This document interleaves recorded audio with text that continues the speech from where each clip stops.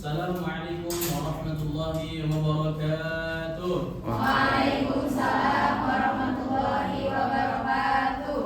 Apa kabar semuanya? Alhamdulillah, luar biasa. Allahu Akbar. Sebelum kita mulai pembelajaran, Bapak akan absen ya, satu persatu. Zaina, Hadir. Habibah, Hadir. Kaila, Hadiroh. Diki, Hadir. Torik, hadir. Alhamdulillah ya, udah hadir semua. Baik, anak-anak sekalian, hari ini kita akan belajar tentang etika pergaulan Islami. Ya. Apa sih yang kalian ketahui tentang etika pergaulan Islami? Apa? Apa? Ayo, ada yang bisa jawab? Apa yang kalian ketahui tentang etika pergaulan Islami? Silakan dijawab.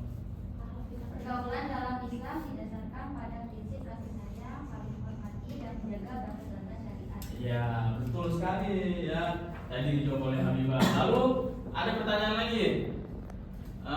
Bagaimana kita memilih teman sebagai makhluk sosial? Ayo, saya bisa jawab. Bagaimana cara kita memilih Saya, teman? Pak. Ya, boleh silakan Nila. Jadikan agama sebagai standar utama. Utamakan berteman dengan orang yang memiliki akhlak dan pemahaman agama yang baik. Ya, bagus ya, Kaila. Satu lagi pertanyaannya. Apa perbedaan punya teman yang baik dan punya teman yang buruk? Apa perbedaannya? Saya bisa jawab. Saya Pak, Apa ya, silakan Sofi. teman yang baik itu memiliki akhlak yang mulia dan senantiasa mengingatkan kepada Allah. Ya. Terus kalau teman yang buruk itu cenderung menjerumuskan ke dalam perilaku yang maksiat, bisa merugikan kita dan melanggar norma agama. Gitu ya. Jadi kita juga dalam berteman, dalam bersosial juga harus memilih-milih. Baik, kita lanjut materi selanjutnya ya. Nanti kita akan bahas di sini. Yang pertama ada pengertian etika pergaulan Islami, prinsip-prinsip dasar, etika dengan sesama muslim, etika laki-laki dan perempuan, etika bertutur kata, etika media sosial, etika berpenampilan, dan terakhir adalah kesimpulan dan doa penutup.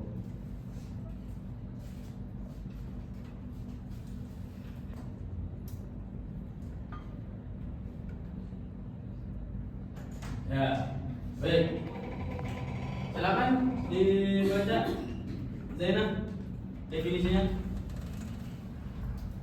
Tatanan perilaku dan tata cara berinteraksi antar sesama manusia yang berlandaskan nilai-nilai Islam, bersumber dari Al-Quran dan Sunnah Nabi Sallallahu Alaihi Wasallam. Ya, di pengertian etika pergaulan Islam ini ya sesuai dengan sunnah dan juga Al-Quran. Silakan Kaila dibaca ayatnya. Wa innaka la'ala khuluqin azim. Dan sesungguhnya engkau Muhammad benar-benar berbudi pekerti yang agung. Quran surat Al-Qalam ayat 4. Ya, di sini di ayat ini di dalam surah Al-Qalam ayat keempat sudah dijelaskan bahwa Nabi Muhammad diutus juga untuk membenarkan akhlak ya, laqad kana lakum fi Rasulillahi uswatun hasanah. Ya. Lalu di sini juga dijelaskan dalam surah Al-Qalam wa innaka la'ala khuluqin 'adzim, dan sesungguhnya engkau Muhammad benar-benar budi pekerti yang agung. Maka dari itu, anak-anak sekalian, kita harus mencontoh perilaku Nabi Muhammad. Lalu ayat berikutnya silakan dibaca, Sofi. Bawahnya. Inna akhwakum indallahi atqakum. Sesungguhnya orang yang paling mulia di antara kamu di sisi Allah ialah yang paling bertakwa. Surat Al-Hujurat ayat 13. Ya, baik ya. Ini masih berkaitan ya. Dalam Quran surah Al-Hujurat ini juga sudah dijelaskan ya. Kita dalam berteman boleh memilih dalam hal apa? Dalam kebaikan ya. Sesungguhnya orang yang paling mulia di antara kamu di sisi Allah adalah orang-orang yang paling bertakwa. Jadi berteman itu boleh milih, tapi nggak boleh lihat teman kita fisiknya jelek, dia ganteng, dia jelek, ya dia kurus, dia gemuk, dia banyak duit, dia nggak punya banyak duit, juga kita harus berteman. Oke. Selanjutnya kita akan bahas 5 tujuan utama pengertian etika pergaulan Islami. Yang pertama, hubungan sosial yang harmonis. Kita juga sebagai makhluk sosial harus berteman. Kalau kita sendiri doang nggak bisa kita jadi makhluk sosial. Jadi kita harus menjaga hubungan sosial yang harmonis di sekolah, di rumah, dimanapun. Ya, kita harus menjaga hubungan sosial yang harmonis. Lalu yang kedua, mencegah kemungkaran. Ya, mencegah kemungkaran yang dimaksud ini adalah kita mencari teman yang baik, yang soleh, yang bisa mengajak kita dalam kebaikan, yang selalu mengingatkan kita untuk sholat, untuk beramal, dan lain-lain, beramal dan melakukan kegiatan-kegiatan yang positif, ya seperti itu. Lalu yang ketiga ada memperkuat ukhuwah Islamiyah, ya. Apa ukhuwah Islamiyah? Adalah apa? Ukhuwah Islamiyah? Jalin persaudaraan Islam. Jadi kita sesama Muslim juga bersaudara. Jadi harus memperkuat hubungan antara makhluk sosial dan makhluk sosial lainnya. Lalu yang keempat ada Islam rahmatan lil alamin. Apa rahmatan lil alamin? Adalah Islam sebagai agama yang penuh kasih sayang. Ya di sini di pertama ada harmonis. Kalau nggak ada kasih sayang bisa harmonis? Enggak. Jadi semuanya harus dilandasi dengan kasih sayang. Lalu yang kelima yang terakhir ada meraih ridho Allah Subhanahu wa Ta'ala. Oke. Selanjutnya kita nonton sebentar video cuplikan. Ya, video cuplikan. Nanti habis video cuplikan ini ditampilkan, Bapak akan bagikan kelompok. Ya, nanti ada 4 kelompok. Maju satu-satu perwakilan kelompoknya. Nanti dibaca hasil diskusinya juga kesimpulan yang kelompok kalian diskusikan.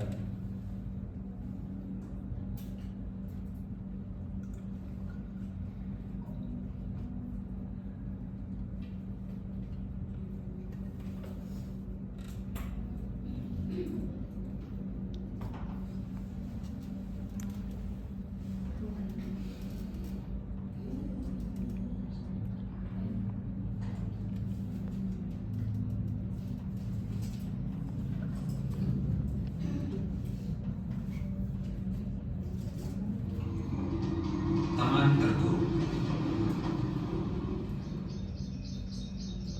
Allah Subhanahu wa Ta'ala menciptakan manusia sebagai makhluk sosial yang mengharuskan dirinya untuk bermasyarakat dan berinteraksi dengan sesamanya. Manusia tidak bisa hidup sendirian, walaupun seseorang memiliki fasilitas sepenuh bumi. Akan tetapi dia tetap membutuhkan seorang teman.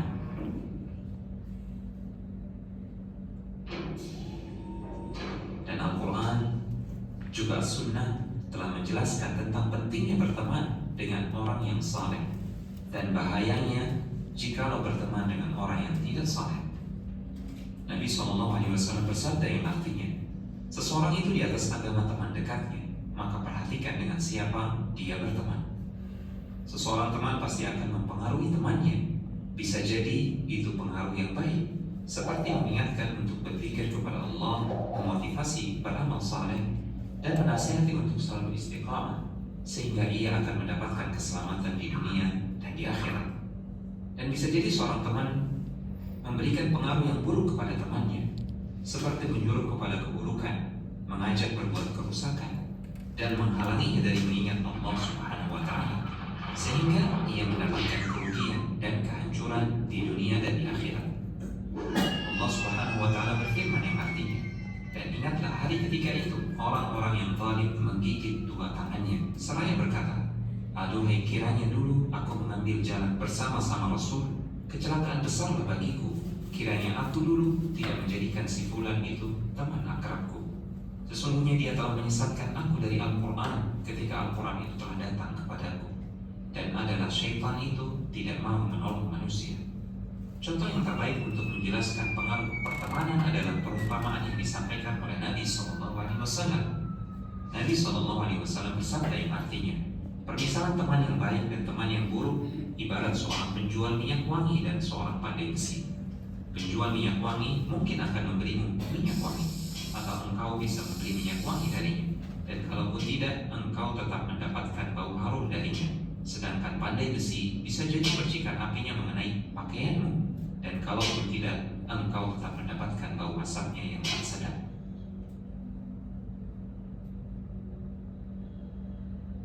Maka orang yang berakal akan memilih orang-orang saleh sebagai teman, dan mereka akan menjauhi orang-orang yang membawanya kepada keburukan dan kehancuran yang dapat menyebabkan dirinya merugi di dunia dan di akhirat.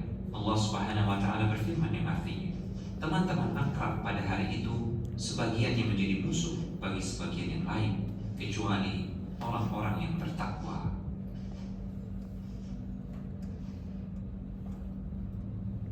Baik, sudah selesai tampilan videonya. Sekarang Bapak akan bagikan ke kelompok ya. Di kelompok pertama nanti silakan didiskusikan etika pergaulan dengan orang yang lebih tua. Kelompok 2 yaitu etika pergaulan dengan teman sebaya. Kelompok 3 etika pergaulan dengan yang lebih muda. Yang terakhir kelompok 4 yaitu adalah etika pergaulan dengan lawan jenis.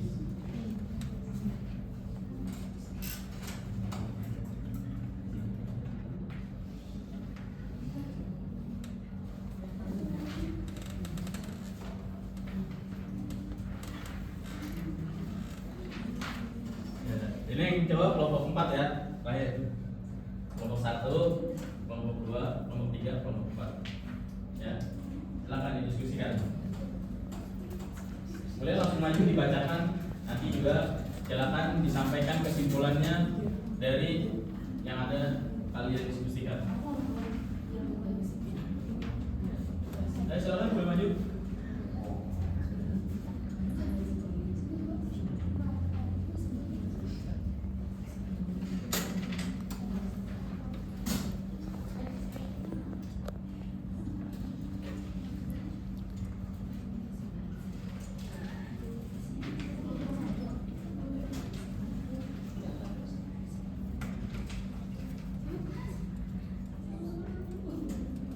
Ayo, boleh maju semuanya langsung? Ya, langsung aja semuanya, ayo. Ayo, silakan Diki. Tarik. Ya, boleh maju. Berdua boleh, berdua. Ya, boleh. Silakan.